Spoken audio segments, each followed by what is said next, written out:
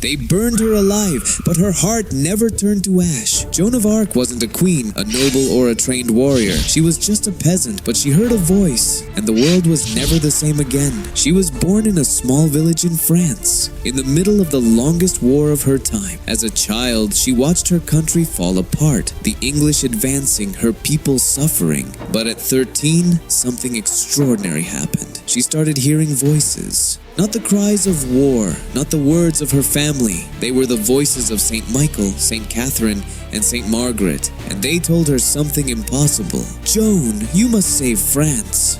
Imagine that. A peasant girl with no power, no army, facing a destiny too big for her. What would you do? Joan didn't hesitate. She believed. At 16, she defied every rule. She dressed as a man and traveled to the court of the Dauphin, Charles VII. Why would they listen to her? She was just a girl claiming God spoke to her. But Joan didn't beg or plead. She stood before him and said, "I will make you king." And she did. Wearing armor heavier than her own years, wielding a sword she had never held before, she led an army. The soldiers followed her, not for her strength, but because they believed God was with her. And with that faith, the victory at Orleans changed history. But this is where everything falls apart. Joan won battles, but she didn't win allies in politics. When she tried to take Paris, she failed, and those who once praised her now saw her as a problem.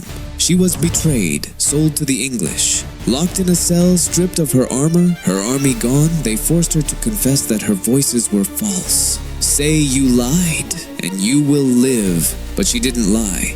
They took her to the town square in Rouen, tied her to a stake, and as the flames rose, her final words were a cry to the heavens, "Jesus, Jesus." But her story didn't end there. 25 years later, the same church that condemned her admitted its mistake. And in 1920, she was declared a saint. And there's one more thing, they say her heart never burned. That when the fire died down, her heart was still beating among the ashes. That someone took it and hid it away. Maybe we'll never know if that's true.